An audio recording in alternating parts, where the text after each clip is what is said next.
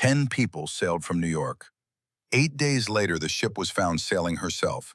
Sails set, nobody at the wheel. Their food was still aboard.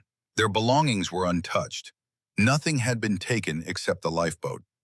And when the cargo was finally unloaded, 9 of the 1,700 barrels on board were empty.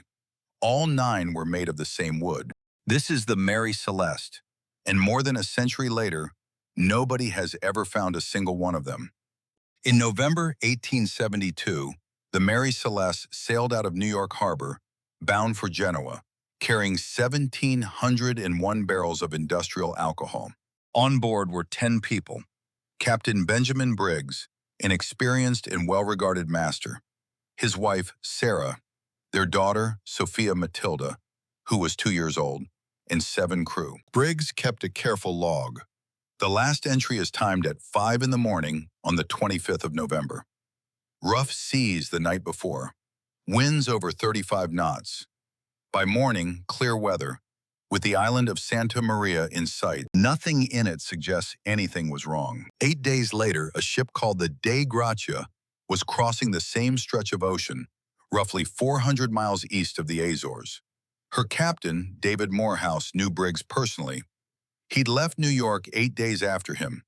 He knew the Mary Celeste should already be in Italy. Instead, he saw her drifting, sails half set, moving erratically, nobody visible on deck. He sent a boarding party across. What they found on board would turn out to be almost impossible to explain. The ship was completely deserted. No captain, no crew, no family. Nobody, alive or dead. But she wasn't sinking, and she wasn't in trouble. The cargo was untouched. There was 6 months of food and water still aboard. The sails needed only minor repair. There was water in the hold, about 3.5 feet of it. Enough to worry about, not enough to abandon a seaworthy ship over. One of the 2 pumps had been taken apart. The only lifeboat was gone. The ship's navigational instruments were missing, along with the ship's papers, though the captain's personal log was still there, on the table, exactly where he'd left it. And everything else, the cabins, the crew's belongings, Sarah's sewing machine, the child's toys, was completely undisturbed. No struggle, no blood, no sign that anything violent had happened to anyone. 10 people had left a working ship in the middle of the Atlantic Ocean and taken only 1 small boat with them. And whatever made them do it left almost no trace at all. The case went to an inquiry in Gibraltar, and the Attorney General there, a man named Frederick Flood, did not believe the innocent explanation for a second. He suspected fraud, maybe even murder, that Briggs had killed his own crew, or that the 2 captains had conspired together to split an insurance payout. The theory fell apart almost immediately. Briggs owned shares in the ship himself. He had nothing to gain from her being lost, and it never explained why a murderer would have taken his own wife and 2-year-old daughter along for the crime. In the end, the crew of the Dei Gratia were paid a salvage reward for bringing the ship in safely, but it came to only about 1/6 of what the ship and cargo were actually worth, far below the usual rate, which suggests that even after everything, somebody involved in that inquiry was never quite convinced. Because there was still one detail from the ship itself that nobody could explain. When the cargo was finally unloaded, 9 of the 1,701 barrels on board were completely empty. At first, that doesn't sound strange. Ships leak. But look closer, and it gets stranger.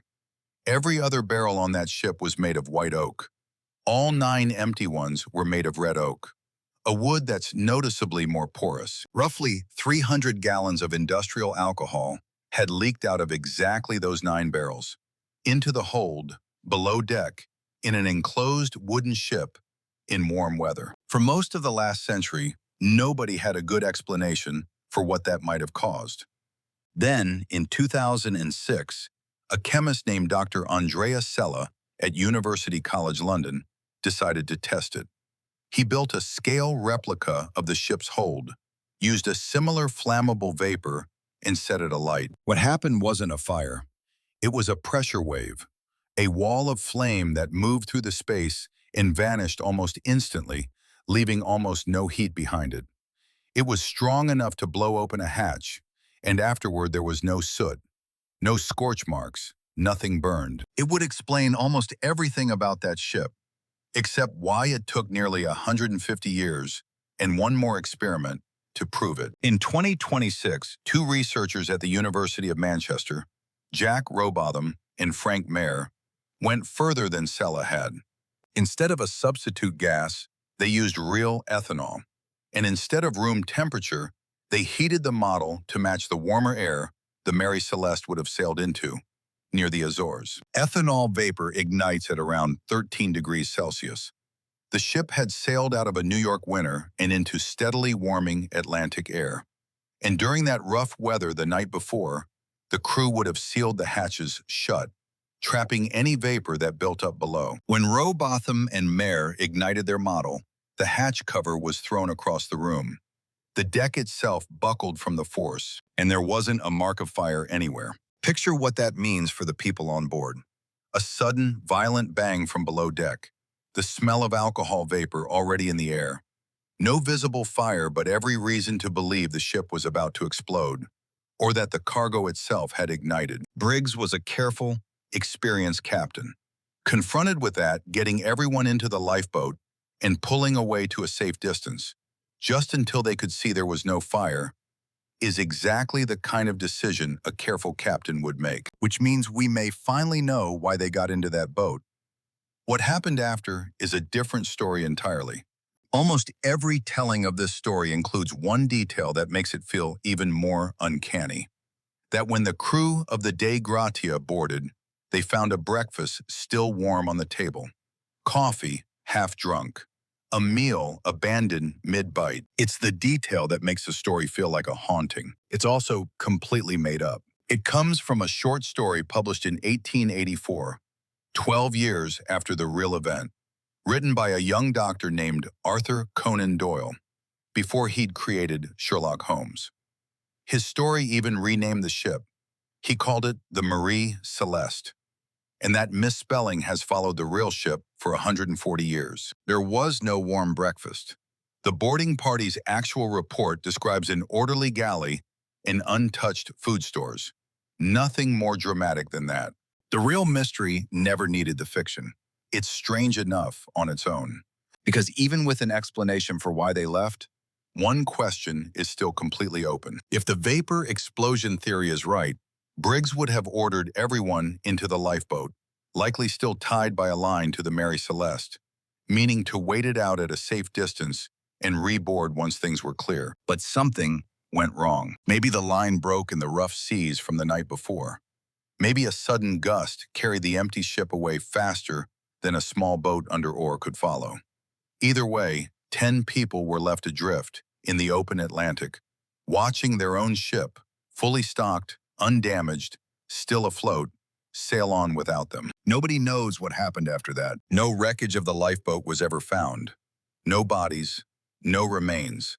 Not one confirmed trace of Benjamin Briggs, or Sarah, or 2-year-old Sophia Matilda, or any of the 7 crew was ever recovered. The Mary Celeste herself sailed on for another 12 years under new owners, before her final captain deliberately wrecked her for an insurance fraud that failed almost immediately. Even the ship's own ending turned out to be a small, sordid footnote, after everything stranger that had already happened to her. So here's where this actually leaves us. We probably know what made 10 people abandon a ship that wasn't sinking, wasn't burning, and wasn't in any danger that a rescuer could see.